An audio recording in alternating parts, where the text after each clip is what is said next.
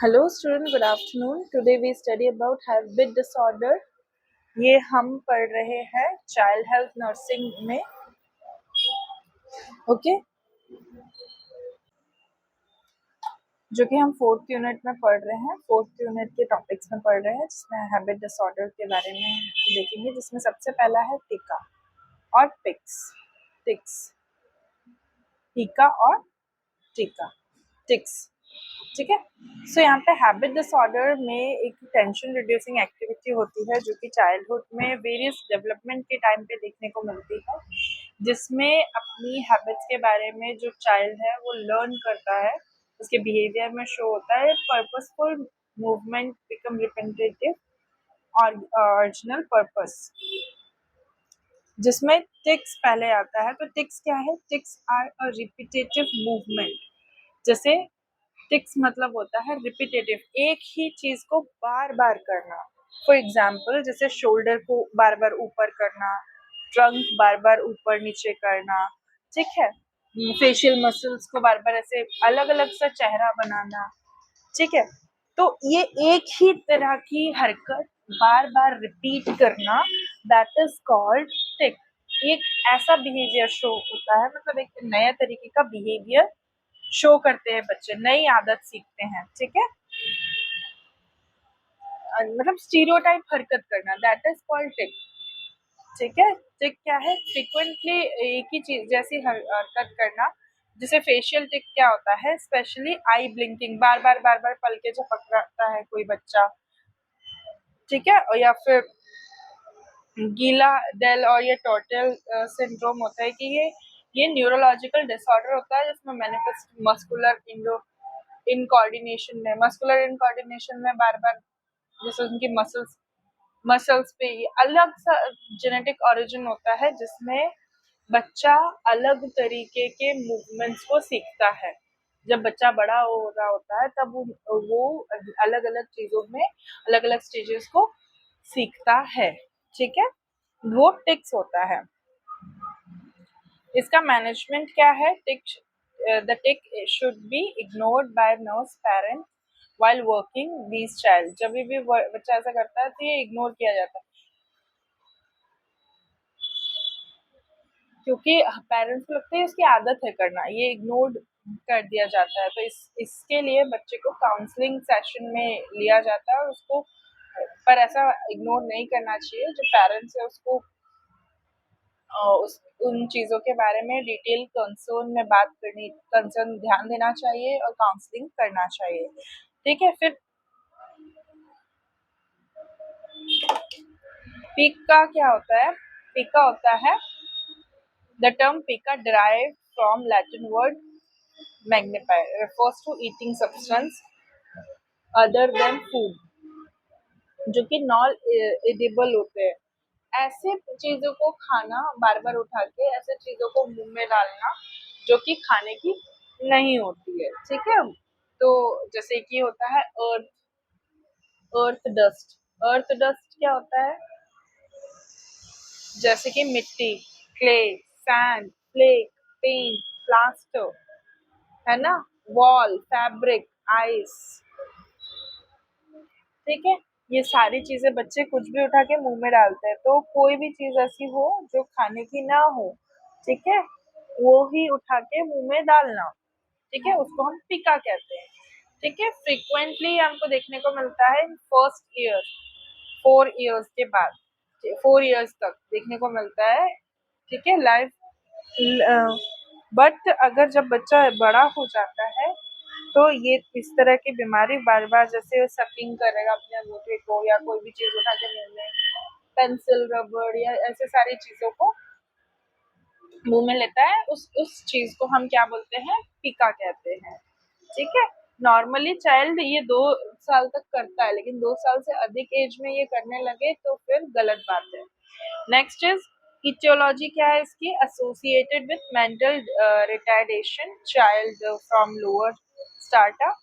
ठीक है. और पैटर्नल नेग्लेक्ट, पुअर सुपरविजन के उसमें भी होता है, माल न्यूट्रिशन के उसमें भी होता है, with worm infestation, vitamin and mineral deficiency की वजह से भी होता है. क्लिनिकल मैनिफेस्टेशन की वजह, क्लिनिकल मैनिफेस्टेशन क्या है इसका? Children are often anemic, mineral and vitamin deficiency, intestinal and parasitic infestation are generally associated behavior problem. ठीक है, lots of hair may be collected from the stomach. देखो, मिनरल्स और vitamins की डेफिशिएंसी होती है, इसकी वजह से इंटेस्टाइनल पैरासाइटिक इन्फेक्शन भी होता है, बिहेवियर प्रॉब्लम्स भी होती है, फिर कई बार उनके पेट में बहुत सारा बाल देखने को भी मिलता है, प्रिवेंट एपेटाइट, इसकी वजह से बच्चों को ज्यादा भूख भी नहीं लगती। फिर आता है मैनेजमेंट। मैनेजमेंट में क्या आता है? वर्म इन्फेस्टेशन, विटामिन और मिनरल डेफिशिएंसी। फिर आता है साइकोथेरेपी में पीका एसोसिएटेड होता है, साइकोसोमेटिक डिसऑर्डर होते हैं, प्रॉपर सुपरविजन चाहिए उसके लिए पेरेंट्स को। फिर आता है एंटी सोशल और कंडक्ट डिसऑर्डर। एंटी सोशल और कंडक्ट डिसऑर्डर के बारे में पढ़ेंगे हम। तो एंटी सोशल और कंडक्ट डिसऑर्डर क्या होता है? ये एक ऐसा डिस्टर्बेंस है जिसमें कि डिसऑर्डर होता है बिहेवियर्स का, जिसमें चिल्ड्रन मैनिफेस्ट करता है एग्रेसिव चीजों को, मतलब उसको बहुत ज्यादा गुस्सा आता है दूसरों के साथ में, और बहुत डिस्ट्रैक्टिव हो जाता है और डिसओबीडियंट हो जाता है, मतलब बहुत ही ज्यादा स्टबर्न हो जाता है, बहुत ही ज्यादा चिड़चिड़ा, बहुत ही ज्यादा जिद्दी और बात ना मानने वाला बच्चा बन जाता है। इसमें क्या है? Social skill, accepted free groups and as a result to become isolated and have a low self esteem. Parents को लो सेल्फ स्टीम, पेरेंट्स इसकी वजह से बच्चों में लो सेल्फ स्टीम डेवलप होता है। ठीक है, और ये किन वजह से होता है? फैमिली क्राइसिस की वजह से, फैमिली क्राइसिस की वजह से, मेंटल हेल्थ प्रॉब्लम की वजह से, एडिक्टिव बिहेवियर की वजह से, फाइनेंशियल और लीगल और मैरिटल प्रॉब्लम की वजह से पेरेंट्स की। इसकी वजह से पेरेंट्स उन पे ध्यान नहीं दे पाते, मिनिमल सोशल कांटेक्ट रहता है जिसकी वजह से, और वो उस पे नेगेटिव इफेक्ट डालता है। ठीक है, तो many parents have इनएडिक्वेट parenting skill, जिसमें वो कंसर्न नहीं कर पाते हैं अपने बच्चों पर। ठीक है, तो उसकी वजह से ये सारी चीजें होती है और वो एंटी सोशल होते हैं। तो उसमें सबसे पहला टाइप आता है स्लेटिंग, स्टीलिंग। स्टीलिंग मतलब आता है चीजों को चोरी करना। Stealing can sometimes occur as a kleptomania towards parents from the real imagined or frustration। ये क्या है? स्टीलिंग क्या है? चीजों को गायब करना, एक तरह का वो मेंटल डिसऑर्डर है। ठीक है, जिसको हम क्लेप्टोमेनिया कहते हैं। इसमें क्या होता है? इमेजिन फ्रस्ट्रेशन, फ्रस्ट्रेशन शो करता है बच्चा इसमें। Sometimes there is a role model in the home who boast about how I got away with something। ये एक रोल मॉडल क्रिएट करता है बच्चों के दिमाग में, जिसमें उन बच्चों को लगता है कि मुझे अगर कोई चीज चाहिए तो मैं अगर किसी की से वो चीज ले लूंगा तो वो मेरी हो जाएगी। ठीक है, at other times children steal, replace something they feel they have lots or because they want to get caught, so their need for attention and affection is met। इन ये ऐसा बच्चे क्यों करते हैं? क्योंकि कई बार क्या होता है, पेरेंट्स उन पे ध्यान नहीं देना बंद कर देते हैं अपनी चीजों की वजह से, अपनी क्राइसिस की वजह से। तो क्या होता है, बच्चे क्या करते हैं, चीजों को गायब करते हैं उनकी। ठीक है, उससे क्या होगा, जैसे कि बच्चे अगर जैसे फॉर एग्जाम्पल जैसे दादाजी है, अगर दादाजी के अपने पोते पे ध्यान नहीं दे रहे हैं तो वो क्या करेगा, जैसे वो चश्मा पहनते हैं या उनकी कोई ऐसी चीज है, उसको क्या करेगा, वो उठा के कहीं और रख देगा या कहीं गायब कर देगा। इससे क्या होगा, उनका ध्यान उस बच्चे पे जाएगा, तो अपना अटेंशन अटेंशन और अफेक्शन के लिए जो उनको चाहिए वैसे स्टीलिंग मेथड का यूज करते हैं। वो प्री प्रेशराइज्ड होते हैं, अब मैं ऐसा गायब कर दूंगा तो मेरे को अटेंशन मिलेगा ऐसा, तो जब हम पकड़े जाएंगे तो हमको अटेंशन मिलेगा। ठीक है, तो that is why stealing is happen. इसका मैनेजमेंट क्या है? Stealing become a problem of age group 8 to 14, जिसको हम जुवेनाइल कोर्ट में 7 इयर्स के लिए 7 इयर्स एज को भेजते हैं, legally incapable to committing crime, और उसमें वो क्राइम करना भूलता है। 5 to 18 can be tried to juvenile court for adult court based on the जज के अकॉर्डिंग इनको यहाँ पे भेजा जाता है। फिर आता है लाइंग। लाइंग क्या है? झूठ बोलना। झूठ क्यों बोलते हैं? स्कूल अपनी फैंसी इमेजिनेशन को अकम्प्लिश करने के लिए। अब झूठ तो हम सभी बोलते हैं, तो आपको पता होगा कि हम झूठ क्यों बोलते हैं। बच्चे झूठ क्यों बोलते हैं? ताकि उनको डर रहता है बहुत सारी चीजों का कि हमारा ऐसा ना हो जाए। उनकी कोई विश रहेगी, वो पूरा करना की कोशिश करेंगे, वो नहीं कर पाएंगे, तो झूठ इस तरीके से आ जाए, बच्चों में एंटर हो जाता है ना। ये कितने एज ग्रुप में देखा जाता है? 6 से 7 साल के बच्चों को। इन इन इमोरली लाइंग होना, जैसे किसी बच्चों का कुछ हो गया, दिक्कत हो गई है, तो किसी ने किसी को मार दिया है, तो वो बोलेगा कि नहीं नहीं मैंने ऐसा नहीं किया। किस चीज की डर से? वो अफ्रेड होते हैं, किसी चीज से डरते हैं और उस चीज के को छुपाने की कोशिश करते हैं, क्योंकि उनको पता है कि इसका एक्शन क्या होगा, इसका फॉरबिडन एक्शन क्या होगा, है ना। वो बताया गया है। इसमें भी मैनेजमेंट में पेरेंट का कंसर्न कहा गया है, ठीक है। उनके बिहेवियर को, उनके रेगुलर बेसिस पे उनके बिहेवियर को देखना, असेस करना और उनकी काउंसलिंग करना। नेक्स्ट आता है सब्सटेंस अब्यूज। सब्सटेंस अब्यूज क्या है? सब्सटेंस अब्यूज और a drug abuse is a social problem for growing children if it is defined as a use of legal drug, okay, misuse of prescribed drug, the commonly abused, sorry, commonly abused, ठीक है। तो क्या मतलब, ये substance abuse क्या है? Drugs वगैरह use करना। तुमने देखा होगा बच्चों कि कई सारे बच्चे ऐसा है कि जो सॉल्यूशन लेते हैं, सॉल्यूशन एक रुमाल में वो लोग डालकर उसको स्मेल करते हैं तरह तरह, जैसे उनको नेल पॉलिश की थिनर की स्मेल अच्छी लगने लगना, वो बार बार उस चीज का नशा करने लगना, या फिर पेट्रोल की स्मेल लेना। तो ये सारा कुछ किसके अंदर आता है? सब्सटेंस अब्यूज के अंदर आता है।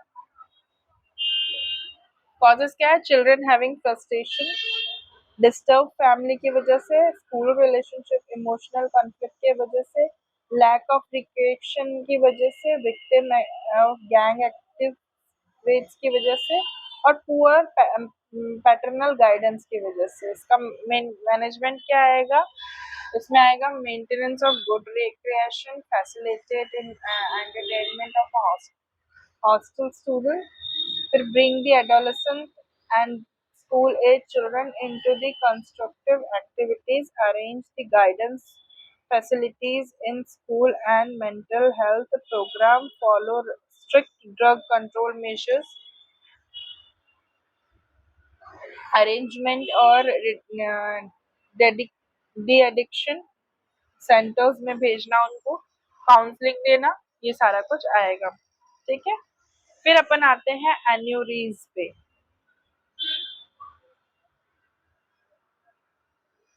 एन्यूरीज क्या होता है? Enuresis refers to a wetting after the age of 5।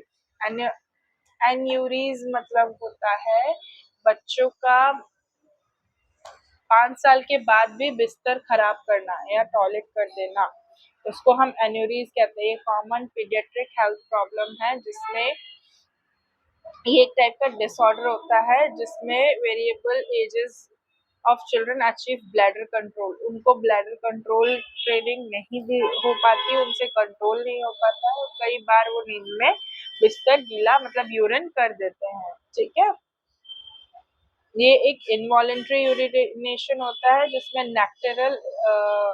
नेक्टरल in children, usually nocturnal in children who are beyond the age, मतलब 5 साल के ऊपर के बच्चों को के साथ ये केस देखने को मिलता है। इसमें ब्लैडर कंट्रोल नहीं होता normally and have been acquired chronological and development as.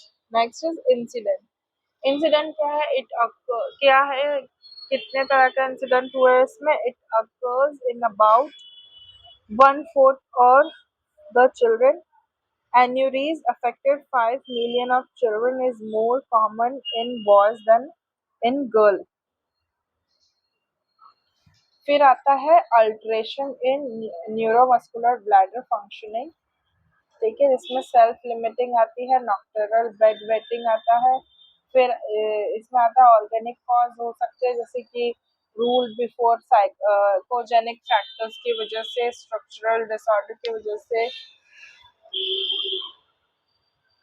Urinary track infection की वजह से, न्यूरोलॉजिकल डिफेक्ट की वजह से, ये सारे इसके कॉजेज हैं। Next is clinical types. दो टाइप है इसके, प्राइमरी एन्यूरिज्म और सेकेंडरी एन्यूरिज्म। इसमें क्या है, the child has never been dry at night.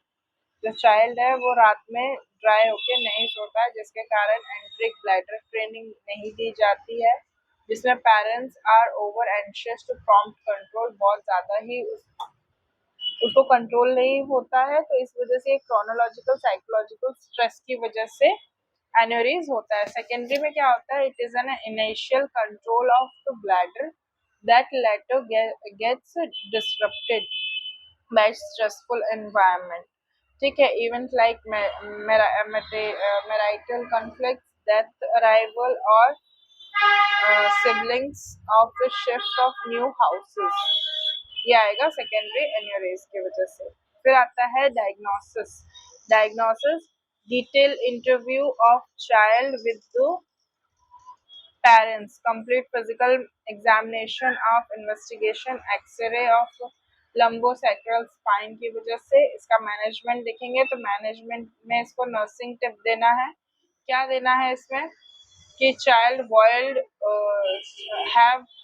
have child avoid the measuring cup after holding urine and long as possible।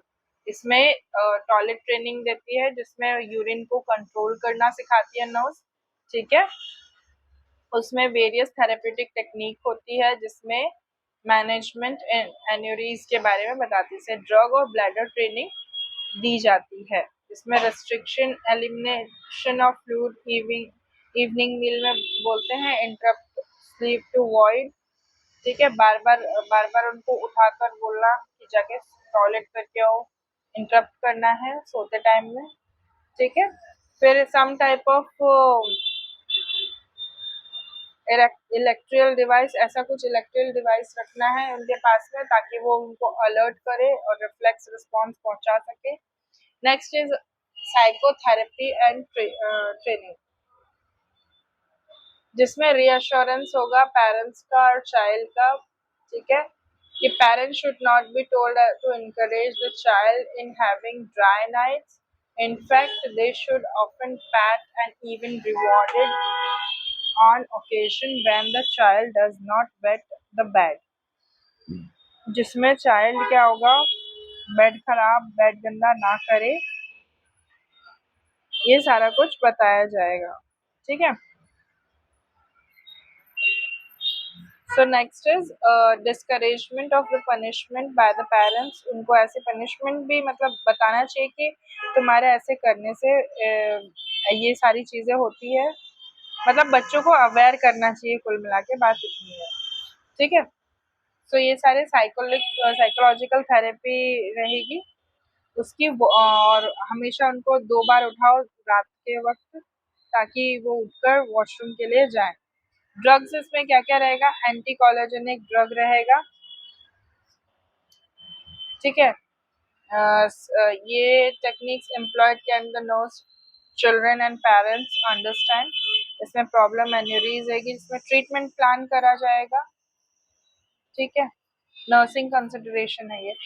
Drug में इसमें anticholinergic drug रहेगा, specially oxybutynin reduce the inhibited bladder construction, bladder contract ना हो जिसके कारण urine frequency है, और जिसमें बच्चे को रिफ्लेक्स पहुंचे, ठीक है, न्यूरोट्रांसमिशन हो, वैसोस्पोरिन होगा नाइट टाइम पे, ठीक है। फिर आएगा imipramine hydrochloric, give a dose of 25 to 75 mg bed time, ठीक है। फिर एमिट्रिपाइन, नाइट्रोक्सापाइन और HCl गुड रिस्पॉन्स देते हैं यूरिन इसमें।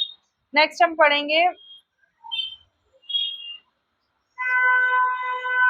पढ़ेंगे स्लीप वॉकिंग। ठीक है, स्लीप वॉकिंग क्या होती है? सोते समय चलना। ठीक है, सोने के टाइम पे बच्चा नींद में चलना। ठीक है, in this also common sleep disorder कहलाता है ये। अवेयर होता है environment during the episode of indifferent to it. They rent all attempts to arouse them during the act. मतलब जब चिल्ड्रन अवेक, आधा अवेक रहता है इस एपिसोड में और आधा सोया हुआ रहता है और वो नींद में चलता है, उसको हम स्लीप वॉकिंग कहते हैं। इंसिडेंस रेट इंडिया में यहाँ पे सेवरल फैमिलीज में ये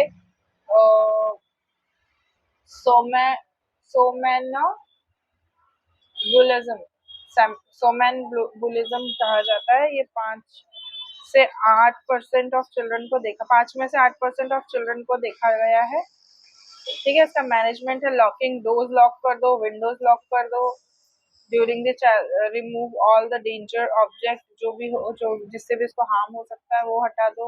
small provide small dose of डायजापाम के स्मॉल डोजेस दो ताकि वो ठीक से सो पाए।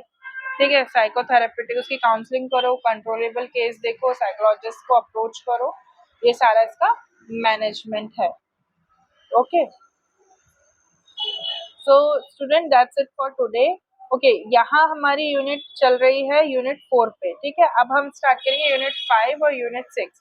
आपको मैं बता दूं कि चाइल्ड हेल्थ नर्सिंग हमारा कंप्लीट हो गया, होने पे ही है। इसमें हमारी 2 यूनिट बची है। ठीक है, इसमें हमारी सिर्फ 2 यूनिट बची है।